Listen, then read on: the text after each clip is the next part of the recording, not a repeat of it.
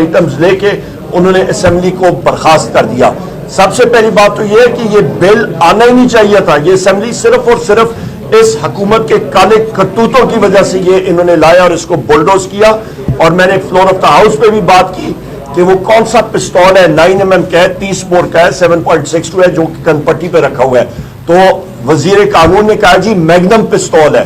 तो ये इनके हालात हैं। ख़वातीन हज़रात, मैं अभी गुजारिश करूंगा कि महमूद खान अचकज़ई साहब जो है वो अपनी गुफ्तगू शुनीद आपसे करें। बहुत शुक्रिया जनाब।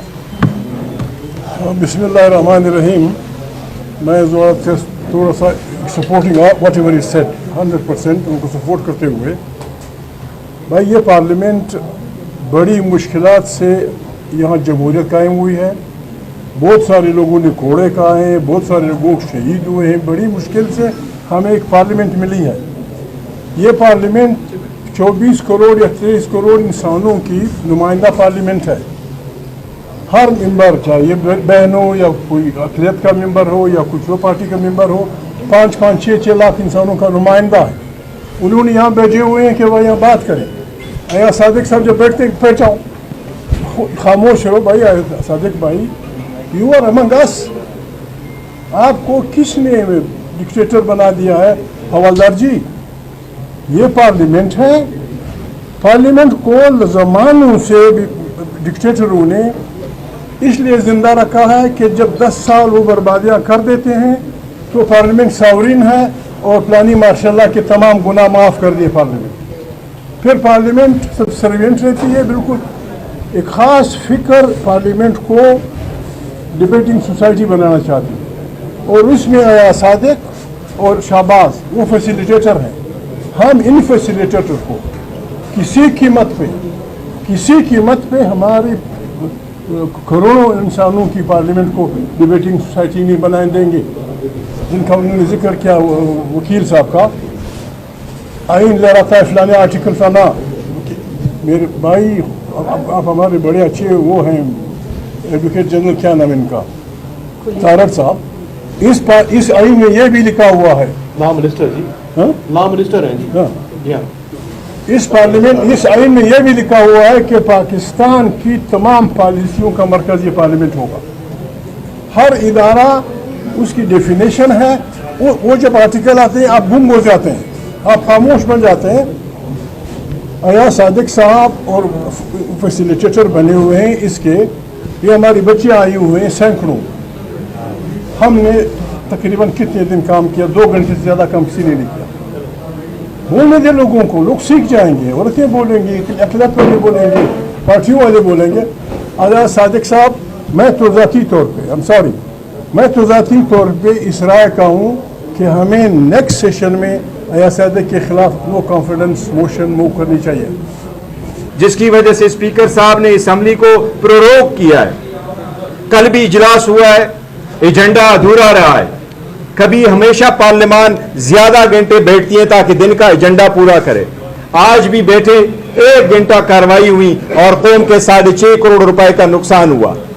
ये कौम की मां पैसों का जिया है। अगर आप ईमान की मीटिंग बुलाएं और पार्लियामान में फिर अपोजिशन को बोलने न दें, जो पॉइंट ऑफ ऑर्डर हम देना चाह रहे थे वो मैं आपके सामने रखता हूं।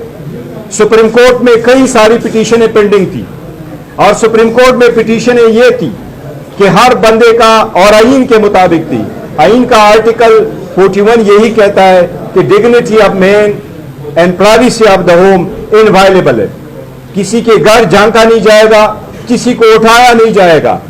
सुप्रीम कोर्ट ने उस पर ऑर्डर किया। मैं आपको पिटीशंस भी बता रहा हूं और मैं आपको उनके डेट भी बता रहा हूं। ये पिटीशनें थी सिविल पिटीशन नंबर 1503।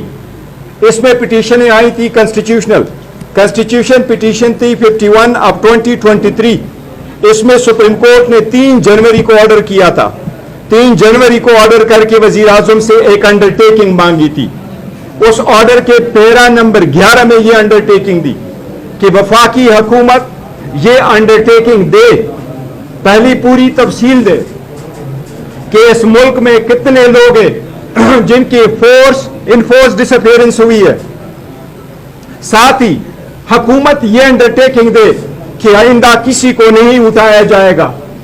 ये हम वजीर आजम को कन्फर्म करना चाह रहे हैं कि उठे पार्लियामान में वो स्टेटमेंट दे कि आपके अंडरटेकिंग का क्या बना।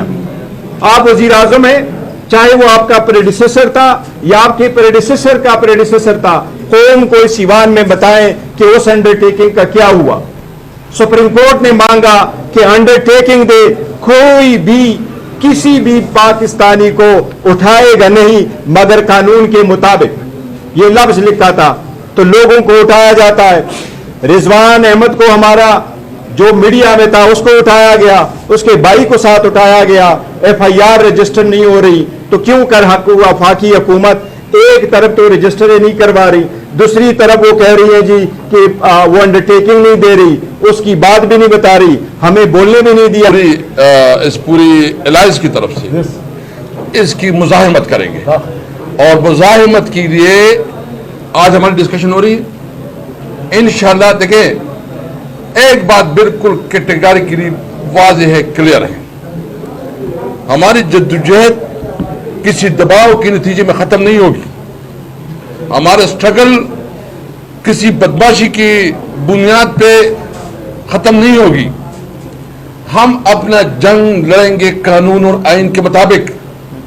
लेकिन इनको अगर ये गलत फहमी है कि इस वक्त मैं पूरी कौम से अपील करता हूं, अब मीडिया से अपील करता हूं कि देखिए इस वक्त आपकी सर्वाइवल की लड़ाई लड़ रहे हैं अदलिया, और खासकर जो इस्लामाबाद के हमारे बहादुर जजेस हैं और जिसके खिलाफ अभी सोशल मीडिया पे कैंपेन चलाई जा रही है। मैं अगर आज पूरी कौम अपनी अदलिया के साथ खड़ी नहीं हुई तो इसका मतलब यह है कि मुल्क खत्म हो जाएगा, मुल्क में ह्यूमन राइट्स खत्म हो जाएंगे। किसी की कॉन्स्टिट्यूशन जो है ना सिर्फ एक किताब होगा, उसमें कोई प्रैक्टिकल उस पर अमल दरामद नहीं है। अमलन आइन मातल है, अमलन मुल्क में माशाल्लाह है, मुल्क में कोई कानून और आइन नहीं है। हमने इस मुल्क को जंगल का कानून की तरफ नहीं लेके जाना है, बनाना रिपब्लिक नहीं है। इसलिए हम इंशाअल्लाह अपने जजेस के साथ खड़े हैं। वो मैं समझता हूं वो तो जीत गए हैं। अगर वो जिस भी पोजीशन में वो तारीख का हिस्सा बन गए हैं, हम अपने जजेस को यकीन दहानी करते हैं कि तुमने जो मेरिट की पॉलिसी के लिए अपनी जो आपका जो रिस्क लिया है, पूरी कौम और खासकर जो है ना हमारी जो अलायंस है और हमारे सुन्नी इत्तेहाद पार्लियामेंट में तहरीक इंसाफ और दीगर पार्टी आपके साथ खड़ी होगी। और ये इनकी गलतफहमी है कि ये जाली हुकूमत, ये नाजायज हुकूमत इंशाअल्लाह ताला हमारी हुकूक को दबा नहीं सकेगी। आपने अभी तक हमारा चैनल सब्सक्राइब नहीं किया तो अभी सब्सक्राइब करें और बेल आइकॉन को क्लिक करके हमारी लेटेस्ट वीडियोस के बारे में अपडेट जानें।